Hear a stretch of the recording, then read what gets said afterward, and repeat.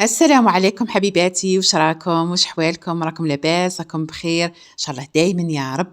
اليوم درت هذه التحليه، كانت عندي تشينه وما حب واحد ما حب ياكلها. قلت ندير بها تحليه باش ما تخسرش، مش مليح الفزاد.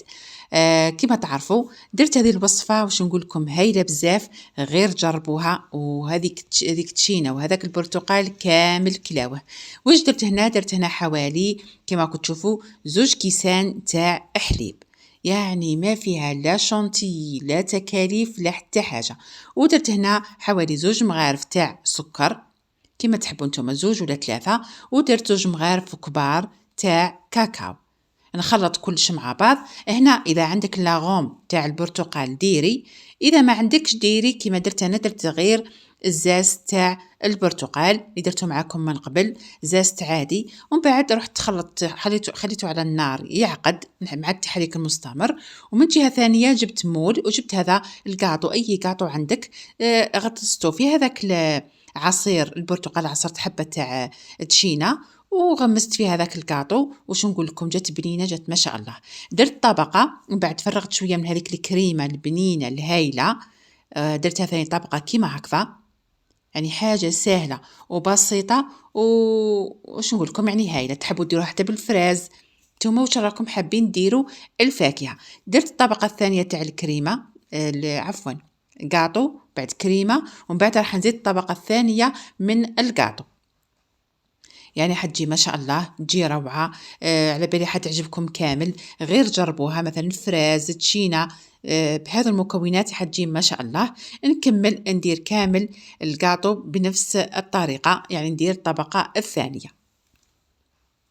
حاجه سهله خلاص. وحبيت نقول للبنات اللي راهم دبدوبات كما نقولوا بطبوطات، حابين نديروا الريجيم وما عرفوش كيفاه، نقول لكم ما عليكم غير تدخلوا على قناتي الثانيه مطبخ ايمان ديزات، يعني بزاف ريجيمات، بزاف اكل صحي، ان شاء الله كامل تستفادوا. وهذه هي كما راكم تشوفوا الطبقه الكريمه اللي بقات لي درتها فوقها. وهنا خلاص كملنا هذه المرحله. راح نديروا المرحله النهائيه وسهله بزاف. جبت هنا حوالي كاس تاع ماء عادي، درت معاه فلون. تحبوا ديروا كراميل ولا تحبوا ديروا هذا تاع الفاني. ودرت شويه تاع سكر وحطيتهم على النار. هذا مكان غير بيبدا يغلي برك نطفي عليه.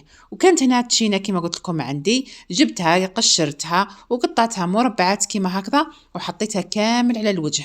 يعني حطوها بشكل عشوائي، ولا حبيتي ديرها مثلا على شكل دوائر، انا قلت هكذا خير باش كي نقطعها ما تعبنيش كي نكون نقطع فيها.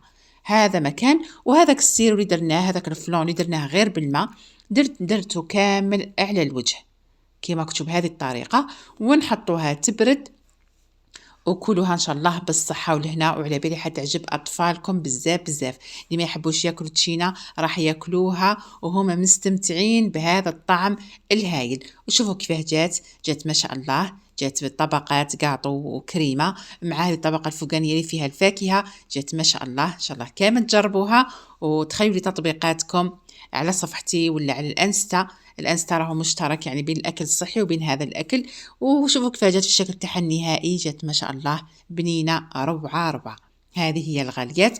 وبالنسبه للكاطو حبيتوا تغمسوه في السيرو، عفوا في العصير تاع التشينا، او تغمسوه في الحليب، نتوما واش راكم حابين. وهذا هو الشكل تاعها النهائي، جات ما شاء الله. ان شاء الله تعجبكم. هيا الى الملتقى في الفيديو القادم ان شاء الله، مع السلامه.